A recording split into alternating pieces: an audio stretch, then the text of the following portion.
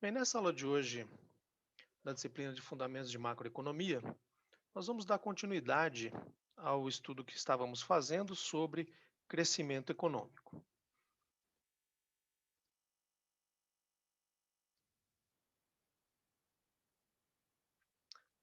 Quando nós tratamos do crescimento econômico, nós temos um foco sobre o PIB, como nós vimos na aula passada, e especificamente não qualquer versão do PIB, especificamente sobre o PIB real, né? E quando a gente fala do PIB, nós estamos falando da produção agregada da economia, e aí especificamente nós estamos tratando da oferta agregada de mercadorias na economia. O que nos remete ao conceito de oferta da microeconomia, né? Então, quando vocês estudaram microeconomia, vocês viram, né, aquela representação de mercado, em que nós temos uma representação de demanda, né, que indica ali o comportamento dos consumidores da mercadoria, dos demandantes da mercadoria, e o que configura o conceito chamado mercado é a existência também de uma oferta de mercado, que representa o comportamento dos ofertantes, né, do que seriam os produtores e ofertantes da mercadoria. E a oferta, aquele conceito de oferta lá da microeconomia, ele representa a propensão, né, a vontade de se ofertar a mercadoria. E naturalmente, né, para que haja oferta da mercadoria, é preciso haver produção da mercadoria. Então, a gente pode dizer, né, que o conceito de oferta, ele representa a vontade, né, de produzir e ofertar a mercadoria. Bom, mas do ponto de vista macroeconômico, aí nós temos o conceito de oferta agregada, que representa o quê? Qual vai ser a quantidade agregada de mercadorias para cada nível do índice geral de preços das mercadorias na economia, né? Bom, na microeconomia, a oferta, o que ela representa? A quantidade de mercadoria, né, existente no mercado para cada nível ou para cada valor do preço da mercadoria. Bom, então quando a gente passa do nível de mercado, né, o nível microeconômico para o nível macroeconômico, então aí nós não temos somente uma mercadoria. Nós temos todas as mercadorias para uso final na economia. E naturalmente, para cada uma dessas mercadorias existem seus respectivos preços. Então, enquanto na microeconomia a gente avalia a quantidade ofertada da mercadoria em função dos preços dessa mercadoria, do ponto de vista macroeconômico, quando a gente considera a oferta agregada, então nós vamos relacionar a quantidade agregada de mercadorias para cada nível ou valor do índice geral de preços dessas mercadorias na economia. E assim como acontece na microeconomia, né, em que o principal fator determinante da oferta é o preço da mercadoria, do ponto de vista macroeconômico, quando a gente considera a oferta agregada, o índice geral de preços vai ser o principal determinante da oferta agregada de mercadorias.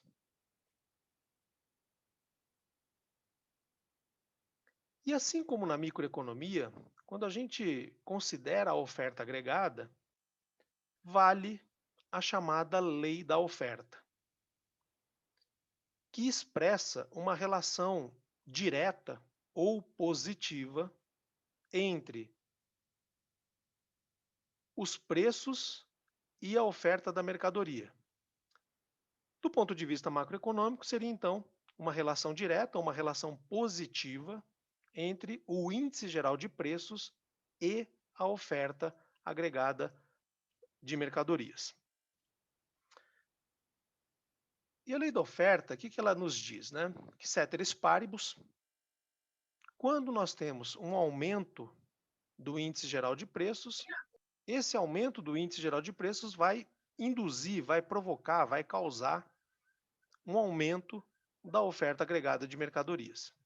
Então, quando nós temos um aumento do índice geral de preços, isso vai provocar um aumento da oferta agregada de mercadorias, né? Então, um aumento do índice de preços provoca um aumento da oferta agregada. Isso que é a relação direta, né? Um aumento provocando um aumento. E quando o índice geral de preços diminui, essa diminuição desse índice provoca uma queda, uma diminuição da oferta agregada de mercadorias. Essa expressão ceteris paribus, o que ela significa? Ela está dizendo que isoladamente, né, ou seja, considerando somente as variações de preços, nós vamos ter impactos na oferta agregada. Tá? Claro que a gente sabe, né, que na economia existem muitas mudanças acontecendo e muitas mudanças que inclusive vão afetar a própria oferta agregada de mercadorias. Porém, nós precisamos isolar os efeitos de fatores determinantes da oferta agregada sobre a oferta agregada, para que a gente possa saber o seguinte: quanto que cada mudança de cada fator provocou na oferta agregada de mercadorias. Para que a gente possa saber, né, qual foi o principal fator determinante, qual foi o segundo fator determinante e assim sucessivamente.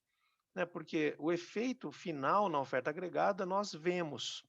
Né? É, por exemplo, a taxa de crescimento do PIB. Né? A gente vai lá e temos uma medida, temos uma divulgação de qual foi a taxa de crescimento do PIB. Só que o que faz o PIB variar são muitos fatores. E aí nós precisamos saber o seguinte, né? Tá bom, vários fatores provocam mudança do PIB, mas qual desses fatores foi o mais importante, que foi o predominante para o resultado observado que nós temos do PIB? Porque só assim a gente pode ter, então, uma interpretação mais clara sobre a razão pela qual houve aquela variação do PIB ou da oferta agregada de mercadorias. Então, assim como lá na microeconomia vale a lei da oferta, na macroeconomia também vale a lei da oferta. O fato que né, essa relação positiva, né, qual que é a explicação dela? É a seguinte, é que para que ocorra aumento da oferta agregada de mercadorias, né, considerando-se somente o efeito dos preços, é preciso que haja um aumento dos preços. Né? Então, ou seja, o que vai induzir os produtores a ofertarem maiores quantidades das mercadorias? Se eles observarem que essas mercadorias estão sendo vendidas a preços mais elevados. Né? Então, isso vai atraí-los a aumentar a oferta de mercadorias. Por exemplo, há muitos anos atrás, houve um problema climático na Tailândia e na Índia que afetou a produção de cana-de-açúcar. Afetou no seguinte sentido: diminuiu a produção de cana-de-açúcar na Tailândia e na Índia, que são dois grandes produtores de açúcar no mundo, juntamente com o Brasil. Bom, aí, por causa disso, o que aconteceu com o preço internacional do açúcar? Ele aumentou. Bom, aí, com o preço do açúcar aumentando, o que as destilarias, as usinas, né, que beneficiam cana aqui do Brasil fizeram? Né? Então, o beneficiamento da cana aqui no Brasil, diferentemente do que acontece na Índia e na Tailândia, aqui no Brasil, o beneficiamento da cana-de-açúcar gera dois tipos de produtos: o açúcar ou o álcool combustível, além também, né, de álcool de uso doméstico e tal, mas a produção de álcool combustível é muito maior. Então, basicamente, os dois grandes produtos das empresas brasileiras de beneficiamento de cana-de-açúcar são açúcar ou álcool combustível. Enquanto que na Índia e na Tailândia, lá só se produz açúcar, não se faz álcool combustível. Então, aqui, o que aconteceu com as empresas aqui no Brasil? Elas viram que o açúcar estava tendo um aumento de preços no mercado internacional e viram na possibilidade de destinar maior produção, mais cana para a produção de açúcar do que de álcool, como uma forma de ganhar receita. E fizeram isso, né? Então veja que foi o aumento do preço do açúcar no mercado internacional que induziu o aumento da produção de açúcar aqui no Brasil, tá? Claro que aí com isso, né, diminuiu a produção de álcool combustível, teve uma redução da oferta de álcool combustível, e aí houve também o quê? Por causa de uma maior escassez do álcool combustível, houve um aumento do preço do etanol usado como combustível aqui no Brasil. Então, esse exemplo ele ilustra esse ponto, né, de que a elevação do preço da mercadoria induz os produtores a aumentarem a oferta dela. Além disso, também é importante que haja o aumento de preço da mercadoria, porque muitas vezes, para se aumentar a produção de uma mercadoria e, consequentemente, a sua oferta, as empresas incorrem em custos mais elevados. E aí só compensa, de fato, aumentar a oferta se essa, esse aumento de mercadoria produzida puder ser vendido a preços mais elevados.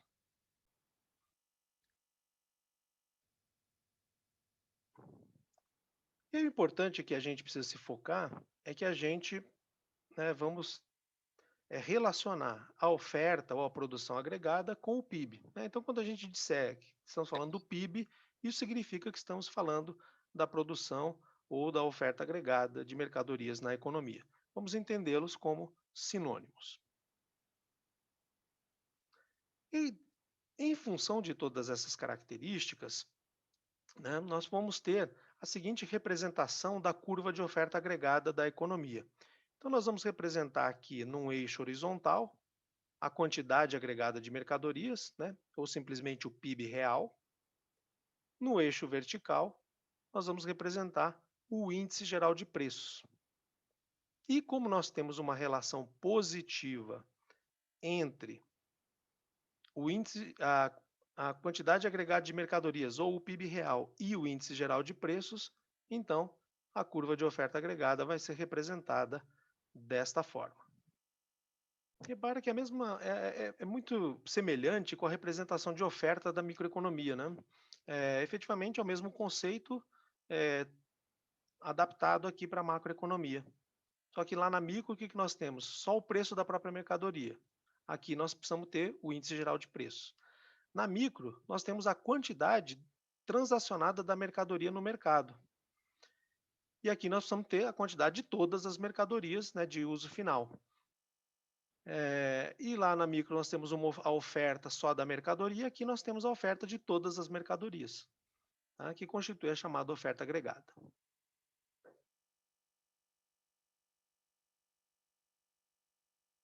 Bom, a oferta agregada, ela tem vários determinantes, né? Ou seja, existem vários fatores que, quando sofrem modificação, sofrem alguma alteração, uma variação, eles vão provocar efeitos na oferta agregada da economia. O primeiro deles, sobre o qual já tratamos, é o índice geral de preços, né, que, conforme nós vimos, tem uma relação direta com a oferta agregada, que é o que está representado aqui no gráfico, né?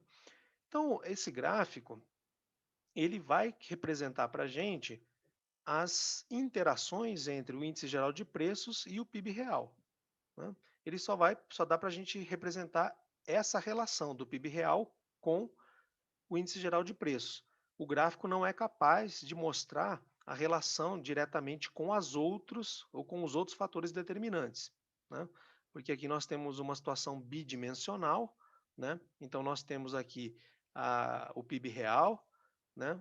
A oferta agregada, representando a relação, né, do PIB com o índice geral de preços. Para que a gente representasse, né, na mesma imagem a influência de outros fatores determinantes, aí nós iríamos precisar ter uma figura tridimensional para representar o efeito de um segundo. Para representar de um terceiro conjuntamente, nós teríamos que ter uma representação que estaria na quarta dimensão. E seria invisível para a gente, né? Porque nós só vemos três dimensões, né? Nós só reconhecemos três dimensões. Então, esse gráfico aqui ele vai representar a relação entre o índice geral de preços e a quantidade agregada de mercadorias ou o PIB real, sendo que esta relação ela é captada pela oferta agregada da economia. Depois nós vamos ver como que nós vamos entender o efeito das outras variáveis ou dos outros determinantes sobre a oferta agregada da economia. Então, que fatores seriam esses, né, que afetam a oferta agregada, além do índice geral de preços? Temos as mudanças tecnológicas e também com relação direta com o PIB. E aí, nas mudanças tecnológicas, nós podemos ter o avanço ou o retrocesso tecnológico. Tá? E aí é preciso ter um cuidado com esse termo pelo seguinte, né? A gente fala muito sobre tecnologia, usa-se a palavra tecnologia de forma muito livre, né? Mas tecnologia tem um sentido muito específico em economia. Como nós já havíamos visto, tecnologia é uma descrição sobre como convertemos matérias-primas juntamente com serviços de fatores de produção em uma outra mercadoria que não existia antes da realização do processo. Tá? Então é como se fosse uma receita de como produzir uma mercadoria, um bem ou ofertar um serviço. Né? Então isso é tecnologia. E além disso, avanço tecnológico e retrocesso tecnológico em economia também têm sentidos muito particulares. O que é avanço tecnológico? É uma mudança tecnológica que aumenta a produtividade do trabalho e, mais especificamente, provoca diminuição do custo médio de produção. O retrocesso tecnológico acontece o oposto. A mudança tecnológica acaba provocando um aumento do custo médio de produção. Tá? Então precisa ter cuidado com esses termos. Tá? Por exemplo, então digamos que, né, passe a ser exigido que as indústrias que geram gases como subproduto da produção, elas precisem adotar filtros para que gases tóxicos, gases que provocam efeito estufa, não sejam despejados na atmosfera. Tá?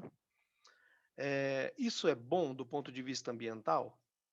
Com certeza, não há dúvida sobre isso. Agora, do ponto de vista de custos da mercadoria produzida, quando se coloca esse filtro de gases, o custo médio de produção aumenta ou o custo médio de produção diminui? Claramente, o custo médio de produção vai aumentar. Por quê? Porque quando a empresa simplesmente tinha uma chaminé e soltava os gases para a natureza, ela não tinha obrigação alguma de tratar esses gases. Simplesmente os gases iam para onde o vento soprasse. Né? E poderiam, inclusive, causar doenças em outras pessoas. Né? Então a empresa não tinha custo de tratamento de gases. Quando ela passa a ser obrigada a colocar um filtro e depois, naturalmente, dar um tratamento a esses gases, ela vai incorporar custos que ela não incorporava antes, embora ela fosse a geradora daqueles custos. Então veja que a adoção de um filtro, ele vai ser entendido aqui do ponto de vista de uma análise econômica como um retrocesso tecnológico. Por quê? Porque ele vai provocar aumento do custo médio de produção. Embora, do ponto de vista ambiental, não haja dúvida de que seja um avanço. Tá? Então precisa ter cuidado com isso, com esse termo, avanço e retrocesso tecnológico, porque tem sentidos muito específicos em economia.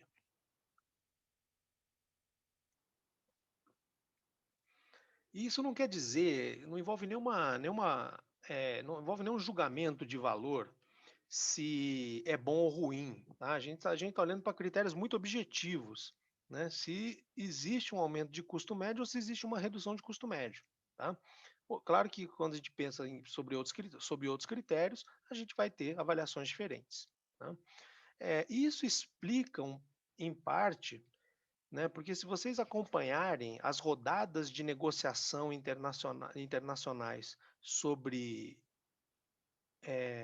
adoção de tecnologias mais limpas de produção, vocês vão ver que dois países do mundo geralmente se opõem à adoção dessas tecnologias. Quem seriam esses países? Um deles, Estados Unidos da América, e o outro, a China. Qual pode ser o motivo? Porque a adoção de tecnologia mais limpa vai fazer com que as empresas assumam custos que elas não assumem, né? Porque simplesmente você solta os gases no ar e o vento leva para onde estiver soprando. Você pode jogar líquidos nas águas e aí a água leva corrente abaixo e a empresa não precisa dar tratamento a isso. Agora, quando passa a ser obrigada a colocar filtro, aí muda. Aí a empresa internaliza esses custos e aí, naturalmente, as empresas vão se opor, né, pelo menos durante um tempo, para que elas possam também, inclusive, se preparar para isso. Tá? Não estou querendo dizer, naturalmente, que as empresas estão fazendo isso propositadamente para provocar danos ao meio ambiente. Elas também têm seus planejamentos, né? A coisa não é tão simples quanto possa parecer. Além disso, a oferta agregada também ela é afetada pela disponibilidade de fatores de produção, em relação direta também. Ou seja, variações na oferta de trabalho ou na quantidade de trabalho disponível, de capital e de recursos naturais. Como, por exemplo, acontecem na entrada ou saída de trabalhadores de países, né? Então, se vocês lembrarem, há anos atrás, houve uma grande entrada de haitianos no Brasil, né? E haitianos bem qualificados, com formação superior, inclusive, né? E isso, claro que assim, não é um aumento, né, estrondoso da oferta de trabalho, mas provoca um aumento da disponibilidade de trabalho na economia, no Brasil. Mais recentemente, houve entrada de imigrantes vindos da onde? Né? Sobretudo da Venezuela. Né? Então, e aí, enquanto aqui no Brasil teve entrada, né, de trabalhadores venezuelanos, haitianos e, em alguma medida, também sírios, né, mas a entrada de sírios aqui não foi tão significativa, nos países de origem, eles tiveram saída de trabalhadores. E do ponto de vista, só para exemplificar, né, de recursos naturais, nós podemos ter a recuperação ou a perda de recursos naturais. Né? Então, por exemplo, quando teve o rompimento lá da barragem da Samarco, né, que prestava ali ligada à Companhia Vale do Rio Doce, o que aconteceu? Houve uma perda de recursos naturais, né?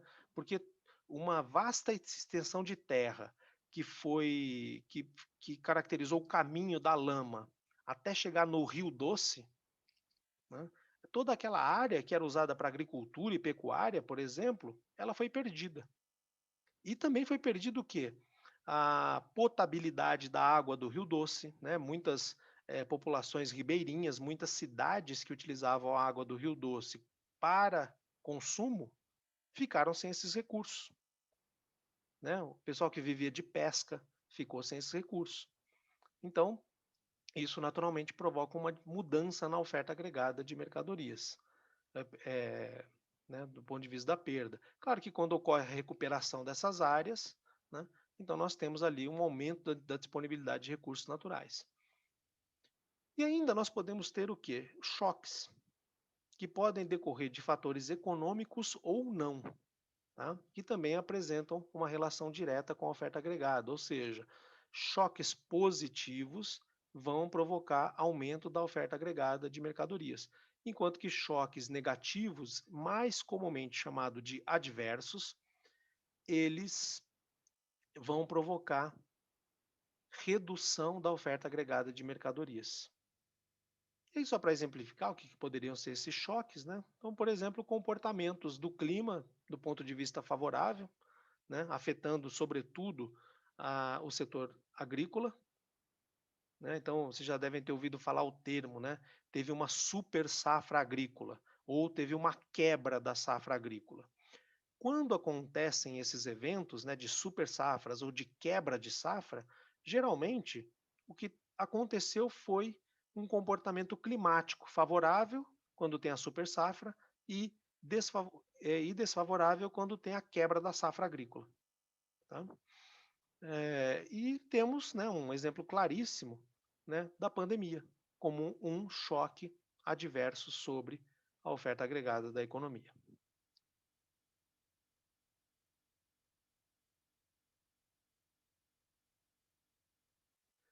Bem, quando esses fatores determinantes eles sofrem uma variação, então isso vai provocar uma variação na ou da oferta agregada.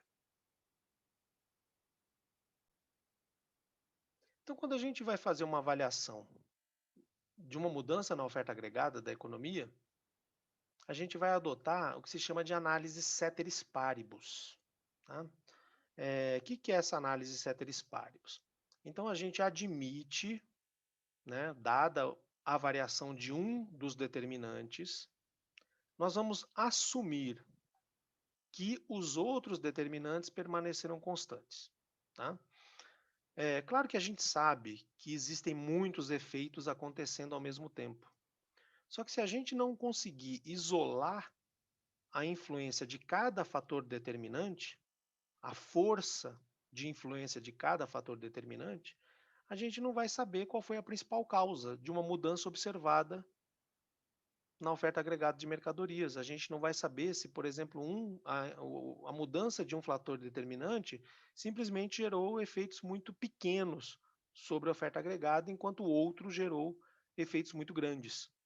Né? Então a gente faz essa suposição que, na verdade, o que a gente está querendo dizer com isso é que a gente vai fazer uma decomposição de efeitos para poder saber, né, qual foi o fator predominante, qual foi o segundo fator predominante e quais foram até fatores que não exerceram qualquer influência. E mesmo para que a gente possa saber o seguinte, entre os fatores que exerceram influência sobre a oferta agregada, quais deles induziram aumento de oferta, enquanto que outros induziram diminuição da oferta. Então é importante que a gente reconheça o efeito de cada fator determinante para que a gente possa compreender quais foram as causas da mudança observada na oferta agregada. Então, a ideia de se adotar essa forma de análise é isolar o efeito. Tá? Para isso que a gente faz isso. Então, por exemplo, tivemos um choque adverso, a pandemia. A pandemia, do ponto de vista de oferta, provocou o quê? Suspensão das atividades econômicas. Né? As empresas simplesmente tiveram que suspender atividades. Claro que não todas igualmente, e nem todas ao mesmo tempo, mas, né, se a gente tiver que fazer uma caracterização macro sobre esse quesito, né, do efeito da pandemia sobre a oferta agregada de mercadorias, a gente pode dizer, ó, houve uma suspensão das atividades econômicas. Então, quando a gente vai avaliar o efeito da pandemia, né, a gente vai assumir, olha, que o índice geral de preços, a tecnologia e a disponibilidade de fatores produtivos permaneceram constantes. Tá? E aí nós vamos analisar exclusivamente o efeito da pandemia sobre a oferta agregada de mercadorias. E, naturalmente, o mesmo exercício pode ser feito para os outros fatores determinantes. Né? Então, além de fazer isso, né, ou quando a gente vai fazer então uma análise ali de efeitos, é importante que a gente diferencie o que se chama de variação na oferta agregada do deslocamento da oferta agregada. Então vamos ver primeiro o que seria a variação na oferta agregada. Então estou tomando aqui uma representação da oferta agregada da economia. Então o que seria uma variação na oferta? Como nós vimos anteriormente, né, essa representação aqui da oferta agregada, ela capta a maneira como mudanças no índice geral de preço induzem mudanças na quantidade agregada de mercadorias ou no PIB real. E aí, conforme nós vimos, né, existe uma relação direta. Aumentos do índice geral de preços induzem aumentos da oferta agregada de mercadorias. E reduções do índice geral de preços induzem reduções da oferta agregada de mercadorias. Então, vamos supor uma situação inicial da economia, né? Então, temos ali a economia, tem um valor do índice geral de preços e tem um valor da quantidade ofertada de mercadorias, né? Então, esse índice zero significa que é a situação inicial, tá? Então, nós temos a oferta agregada inicial da economia, tem lá um determinado preço, um índice geral de preços inicial, e tem uma quantidade, o índice daqui superior, ele é QO, então quantidade ofertada, e o zero, aqui, o índice de baixo, significa que é a situação inicial, né? Então, nós temos ali a economia numa situação inicial. Aí suponhamos que aconteça um aumento do índice geral de preços. Então, o aumento desse índice geral de preços, ele vai induzir um aumento da quantidade ofertada de mercadorias. Então, quando o índice geral de preços passa de um nível inicial para um nível 1, que eu estou chamando aqui, posterior, esse aumento do índice geral de preços vai induzir um aumento da quantidade ofertada do ponto de vista agregado de mercadorias na economia. Enquanto que, então repara que quando tem aumento do índice de preços, aumenta a quantidade agregada de mercadorias que estão sendo ofertadas, então nós temos aqui uma mudança na oferta desse ponto, né, porque a oferta ela capta pares de índice geral de preços com PIB real, né? Então nós vamos ter uma mudança desse ponto aqui para esse, que é caracterizado por um nível mais alto do índice geral de preços e um nível mais alto do PIB real.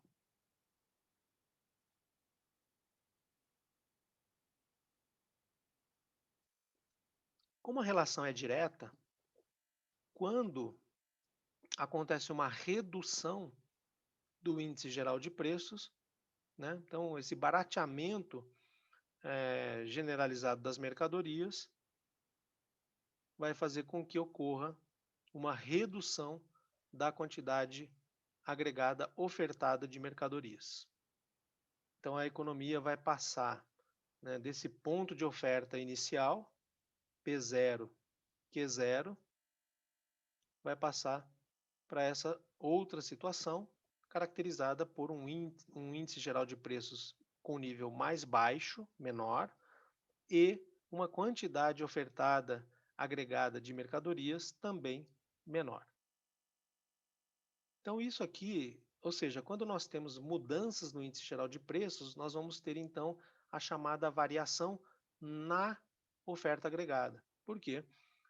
Porque o ponto de operação da economia vai mudar na própria oferta agregada da economia.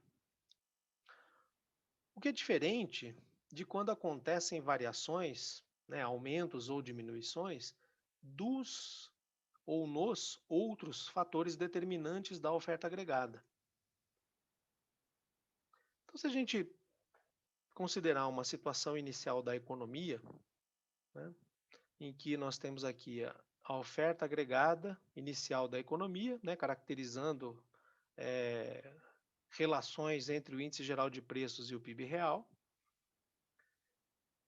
Então, nós vamos ter que, como a oferta agregada da economia ela também pode ser afetada por mudanças tecnológicas, por mudanças na disponibilidade de fatores de produção e também por choques econômicos ou não, então nós vamos considerar primeiro os casos em que nós temos avanço tecnológico, aumento da disponibilidade de fatores de produção ou então um choque favorável na economia. Quando qualquer um desses eventos acontece, então o que eles vão induzir? Né? Que para cada nível, seja qual for o nível geral de preços ou o índice geral de preços, nós teremos oferta de uma maior quantidade de mercadorias. Né? Então veja, nós vamos ter um deslocamento horizontal da oferta agregada da economia para a direita. Né? Então, se repara aqui que eu coloquei essas setas, são setas horizontais, né, paralelas ao eixo aqui das quantidades. Então veja, por que eu pus essas setas horizontais? Elas estão representando o quê? Ó? Digamos que eu tenha tido um avanço tecnológico. Tá?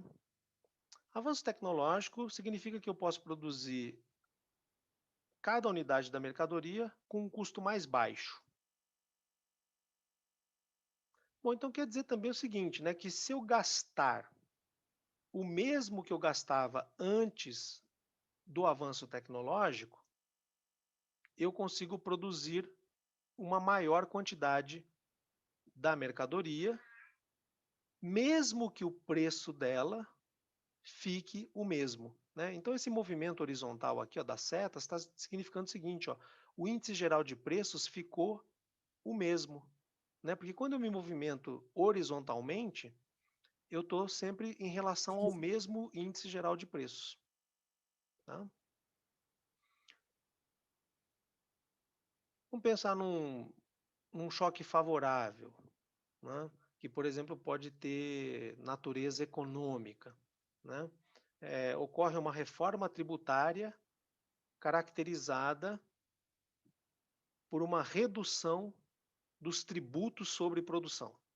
Né?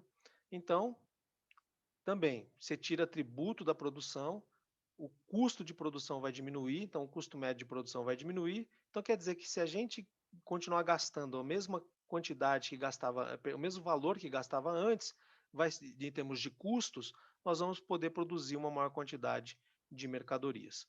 Então, ou seja, para o mesmo índice geral de preços, é possível produzir uma quantidade maior do que se produzia antes. Tá? Então, quando tem um avanço tecnológico, ou tem um aumento da disponibilidade de fatores de produção, ou tem um choque favorável, nós vamos ter o que? A chamada expansão da oferta agregada. Tá? Como esses fatores determinantes não estão representados pela curva de oferta agregada, porque aqui só tem a representação da relação do índice geral de preços com o PIB real, então, em vez de nós termos movimentos na oferta agregada, nós vamos ter deslocamento da oferta agregada. E nesse caso, particularmente, para a direita, porque teremos expansões da oferta agregada. Claro que, se eu tiver a ocorrência dos seguintes eventos simultâneos, tem um avanço tecnológico e aumento da disponibilidade de fatores de produção e um choque favorável. Então, nós vamos ter três efeitos provocando expansão da oferta. Tá? Mas aqui, essa expansão da oferta, ela vale para cada um desses fatores considerados isoladamente. Né? Por quê? Lembra que eu falei anteriormente que a gente vai fazer sempre análise ceteris paribus. Então, a gente considera a variação de um fator determinante e assume que os outros permaneceram constantes. Claro que assim, né, quando a gente tem a ocorrência de mais de um tipo de variação, a gente compõe as variações, né? Então a gente analisa o efeito de uma de forma isolada, a gente analisa o efeito de outra variação de determinante de maneira isolada e depois faz uma composição de tudo isso. Bom, e aí nós vimos, né, que além desses efeitos, né, avanço tecnológico, aumento da disponibilidade de fatores de produção e choques favoráveis, nós temos as situações opostas, né? Nós temos os retrocessos tecnológicos, nós temos as reduções de disponibilidade de fatores de produção e nós temos os choques adversos também. Né? E claro, quando ocorrem as variações opostas nos determinantes, o efeito sobre a oferta agregada vai ser oposto também. Então, o que vai acontecer? Né? Quando eu tenho a ocorrência de efeitos adversos, sejam eles tecnológicos ou sobre disponibilidade de fatores de produção ou choques adversos, nós vamos ter o quê? Uma retração da oferta agregada. Ou seja, nós vamos ter um deslocamento paralelo da oferta para a esquerda, significando o quê?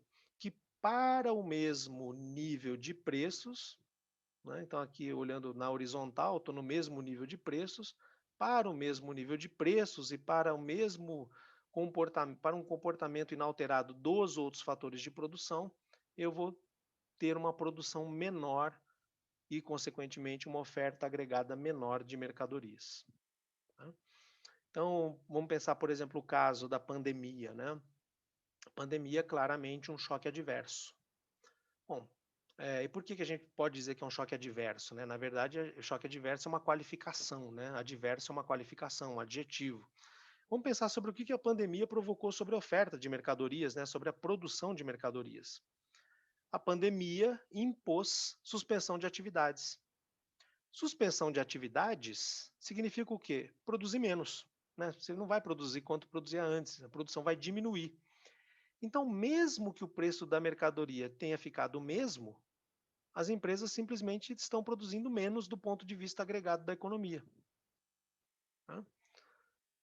Então, antes da pandemia, produzia-se uma quantidade, com a suspensão das atividades, passou-se a produzir uma quantidade inferior, considerando-se a economia como um todo, ou seja, do ponto de vista macroeconômico.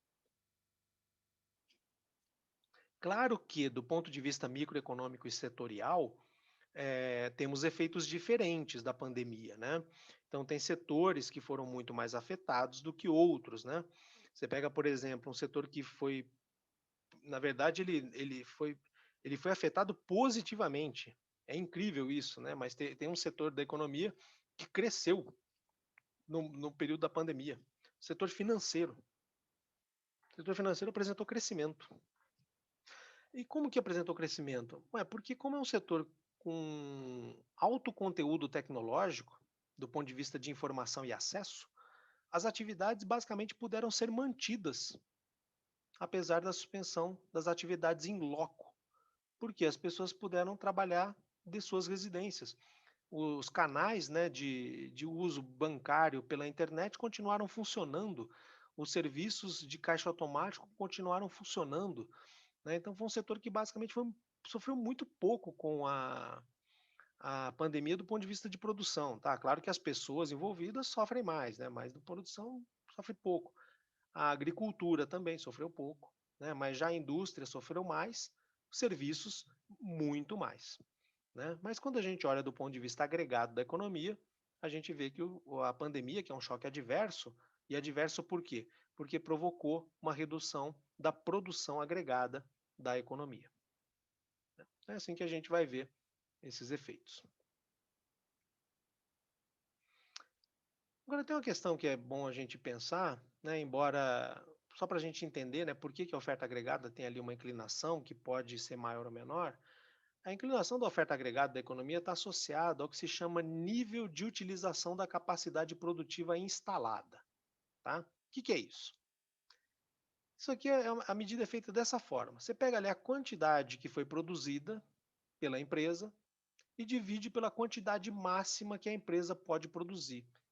Tá? E aí você vai ter o nível de utilização da capacidade produtiva instalada. Né? A quantidade máxima de produção é quando você está usando tudo. Todas as máquinas, todas as pessoas, todos os recursos existentes estão sendo empregados para produzir. Então você tem a produção máxima. Agora, nem sempre as empresas estão produzindo no máximo, né? Então você vai lá e pega ó, quanto que está produzindo, divide pela quantidade máxima que pode produzir, né? Faz um cálculo percentual, você vai ter então o nível de utilização da capacidade produtiva instalada. Tá? Que é basicamente assim. Suponha o caso de uma montadora de motos. Tá? Uma empresa que compra peças, motores, né, banco, todas as partes que compõem uma moto. E aí, o máximo que essa empresa consegue montar de motos por mês são 500 motos, tá? Então, ali, usando todas as ferramentas, as instalações, as pessoas trabalhando no máximo, em um mês fazendo isso, a empresa consegue montar 500 motos, tá? Então, aí é a capacidade máxima de produção dessa empresa. Aí, suponhamos que num determinado mês, a empresa montou 300 motos. Ela pode montar 500, mas montou 300. Então, qual foi o nível de utilização da capacidade produtiva instalada dessa empresa? Então, a gente vai pegar o quê? A quantidade que foi produzida, 300 motos. Vamos dividir pela quantidade máxima que a empresa pode produzir, que são 500 motos. E aí convertemos isso para porcentagem. Então, qual foi o nível de utilização da capacidade produtiva instalada desta montadora de motos? Foi de 60%. Tá? É isso que é o cálculo da utilização de capacidade produtiva instalada. E aí também existe um outro termo, que é o nível de capacidade ociosa, o nível de ociosidade, que nada mais é do que 1 menos o nível de utilização da capacidade produtiva instalada, né? Então, nesse caso aqui da empresa montadora de motos, se o nível de utilização dela foi de 60%, qual foi o nível de capacidade ociosa dela? Foi 100%, menos 60% foi de 40%. Né? Foi o quanto ela deixa de produzir em relação ao máximo que pode. Né? Então, ela pode produzir no máximo 500. Quanto que ela não estava produzindo em relação ao máximo? Né? 500 menos os 300, 200 motos mês. Aí, se a gente dividir 200 motos pelo 500 de máximo, a gente vai ter quanto de ociosidade? 40%. Tá? É isso que significa esse termo, né, chamado de utilização de capacidade produtiva ou nível de ociosidade produtiva.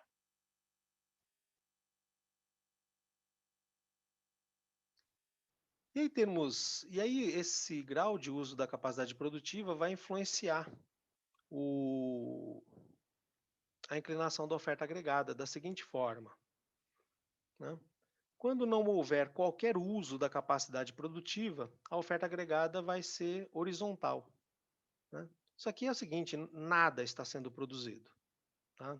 Então, quanto que está tendo de uso da capacidade instalada? Zero. Tá? São situações muito drásticas da economia, que aconteceram na época da crise de 1929. Né? Ali chegou perto disso, não fica igual, tá? Isso aqui é uma situação limite, né? É basicamente uma situação teórica, mas importante para demarcar o pior que pode acontecer. É um caso chamado de armadilha de liquidez, ah, que às vezes aparece nos livros, as pessoas usam esse termo. Tá? Mas é simplesmente o seguinte, a oferta agregada horizontal não está produzindo nada. Temos ali, aí quando começa a ter algum uso da capacidade produtiva, mas ainda um percentual baixo, né, a gente vai ter uma oferta agregada ali um pouco inclinada. Quando ocorre um aumento, né, um percentual de uso da capacidade produtiva mais elevado, aí nós já vamos ter uma curva de oferta mais inclinada. E quando a capacidade produtiva instalada estiver sendo usada plenamente, 100%, aí nós vamos ter uma oferta agregada vertical, tá? Que é o chamado PIB potencial ou de pleno emprego, que às vezes ele é também identificado pelo termo caso clássico puro. Tá? E aí você repara esses nomes, né? Clássico e keynesiano, não somente dessa questão, mas dessa questão também que surgem as grandes divergências entre os economistas clássicos, né, e seus descendentes, e os economistas keynesianos e seus descendentes, né, porque eles estão olhando para casos extremos que são opostos. Né? Então, por isso que existe também uma diferença de pensamento do ponto de vista clássico e do ponto de vista keynesiano. Né? O clássico está olhando PIB, oferta agregada de pleno emprego, 100% de uso. o keynesiano radical está olhando, nada está sendo usado, né?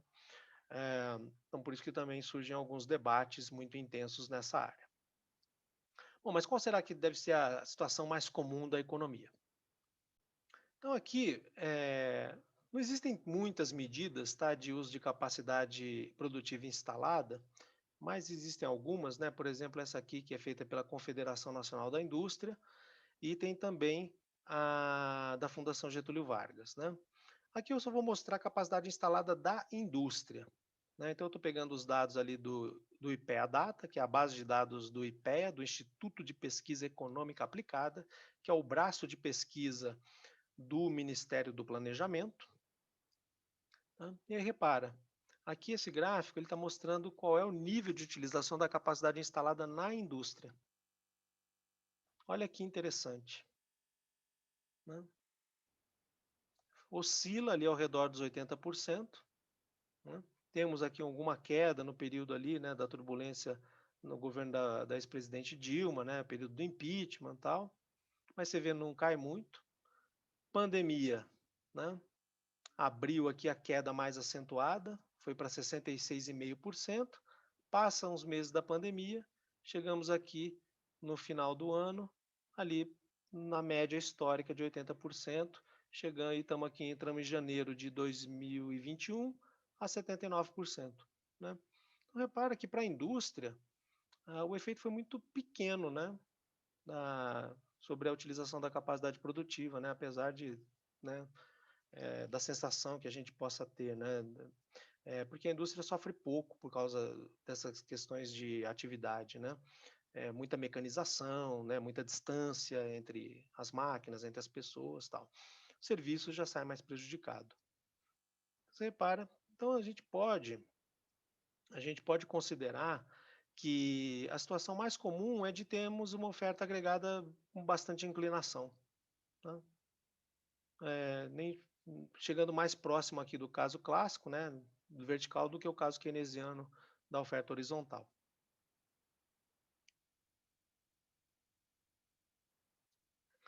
E aí, né, conforme vai aumentando o nível de utilização da capacidade produtiva, a oferta vai ficando cada vez mais inclinada.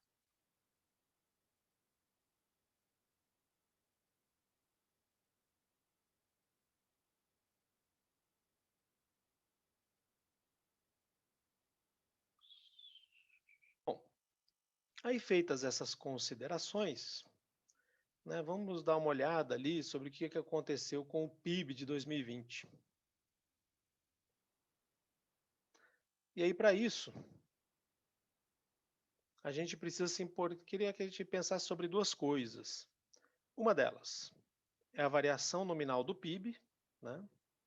Então, eu vou pegar aqui o PIB nominal de um ano, dividir pelo PIB nominal do ano anterior, subtrair 1, converter para porcentagem. E vou também, que aí sim mais importante, né? Eu vou calcular a variação percentual do PIB real, né? Em que eu desconto a variação percentual do deflator, da variação percentual do PIB nominal, e divido por 1 mais a variação percentual do deflator. Divido essa diferença, né, por esse fator aqui, que é 1 mais a variação percentual do deflator implícito do PIB, e depois converto para a porcentagem. Tá? Bom, então, ali no caso, né, eram fornecidas informações do PIB nominal 2019-2020. Aplicando os valores na fórmula, a gente chega ali na resposta de que o PIB nominal do Brasil cresceu, né? 0,55% aproximadamente. Só que, né, isso é crescimento nominal. Crescimento nominal pode ter influência de crescimento de preço e crescimento de quantidade, né? Ou pelo menos variação de preço e variação de quantidade. Então, por isso que a gente precisa sempre tirar o efeito do preço, né? Porque preço não enche barriga de ninguém, né? O que enche barriga das pessoas é quantidade. É disso que a gente tira usufruto, né? Então, se a gente considerar que o deflator foi 4,81%, né? E aí aplicando aqui na fórmula de baixo, né? Então, nós temos a variação de 0,55% para o PIB nominal, 4,81% para o deflator implícito. Então, né, fazendo o cálculo, a gente vai chegar na resposta de que a taxa de crescimento do PIB de 2020 foi aproximadamente 4,2%. Caramba, como é que eu vou fazer? Bom, deixa eu pegar aqui. A minha deu o mesmo resultado da Letícia, professor. Ah, é? Deixa eu entrar aqui numa planilha. Ah, pode ser. Deixa eu ver. É 0,55, né, mas é por cento. O PIB é o deflator 4,81.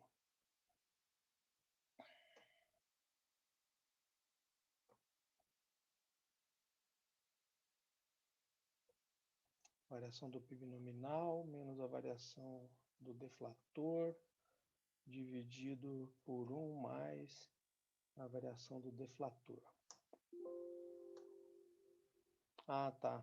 Porque eu tinha feito com outros, acho que com mais números. Aí eu mudo a resposta lá, fica tranquila, tá?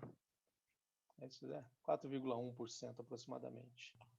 Obrigada, Fato, por nada. Bem, eu que agradeço pelo alerta.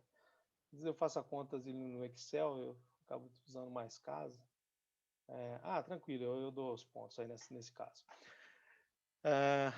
4, então vou consertar aqui. 4,1% que foi de fato, né, a mudança que houve ali do PIB real. Então repara, né, isso aqui ilustra bem, né, se a gente olhar o PIB nominal, o Brasil cresceu como todo, né, na economia. Pouco, né, 0,5%, mas cresceu, positivo.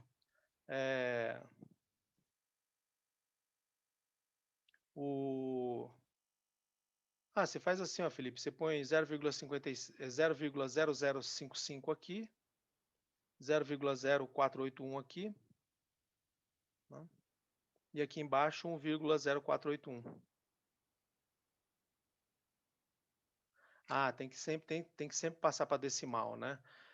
A de cima, como você está com duas porcentagens, você nem precisa, mas você tem que lembrar que é porcentagem, né? Você não pode esquecer de que é porcento. Só que embaixo tem que passar para decimal. Por quê? Porque você tem o 1 aqui, né? Para trabalhar com porcentagem, você teria que ter 100, né? Que aí você poderia trabalhar com porcentagem. Mas sempre tem que usar decimal. Então aqui foi sempre, isso aqui foi o que deu, né, o cálculo do PIB real aqui para o Brasil 2020. Oi.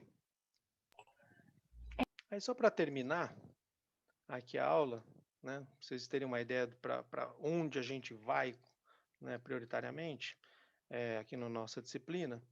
Então a gente vai visar fazer uma análise, né, macro de efeitos, né, que aconteçam na economia, de políticas econômicas também, né? Então, basicamente, eu vou olhar aqui para o efeito da pandemia sobre a oferta agregada da economia, né? Então, a economia ela tinha ali um equilíbrio, né, para 2019, né? Então, ela teve um PIB em 2019 e teve um índice geral de preços em 2019. Né? Então, beleza. A economia aconteceu em 2019, tivemos um PIB real e tivemos um deflator implícito do PIB. Aí veio a pandemia, né? A pandemia veio e nos atinge ali seriamente, né, a partir de março, e foi claramente um choque adverso. E olhando para o efeito da oferta sobre a oferta agregada, né, a pandemia provoca uma retração da oferta agregada, fazendo com que, né, a gente ali atinja o final de 2020, né, numa outra situação de equilíbrio macroeconômico. Aí repara que, né, se a gente olhar para o PIB real, 2019 nós tínhamos uma magnitude, 2020 um pouco abaixo. Né, vocês mesmos calcularam lá uma taxa de crescimento de menos 4,1%. E, né, tivemos então uma queda de PIB real, juntamente com um aumento do índice geral de preços expresso pelo deflator, né? Que era os 4,81% que a gente usou, tá? Então, o que a gente vai priorizar aqui nessa disciplina vai ser usar esse gráfico, né, do equilíbrio macroeconômico para a gente entender como é que a economia, como um todo, vai se reequilibrar em função da ocorrência de algum choque ou de alguma política macroeconômica que venha a ser adotada, tá?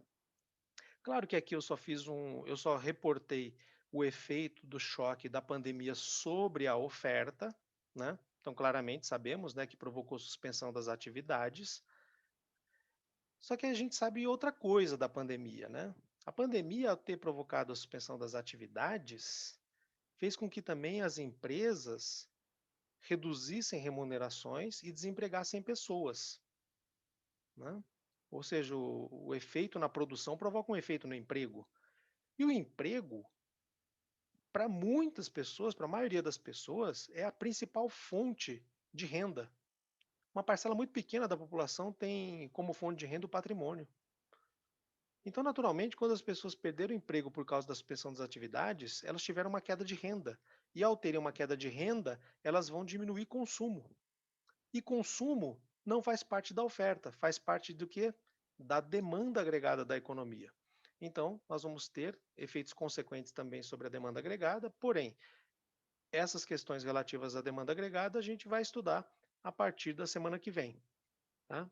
Que nós vamos então ver emprego, consumo e investimentos, para poder avaliar aqui o lado da demanda agregada da economia, que aí nós vamos poder ter um pouco mais de técnica para entender como que um choque na economia, como uma política macroeconômica vai afetar a oferta agregada, a demanda agregada da economia, e aí a gente vai poder ter um entendimento, naturalmente aqui faremos apenas de forma mais qualitativa, sobre como que a economia como um todo vai se reequilibrar em termos de preços e de PIB real.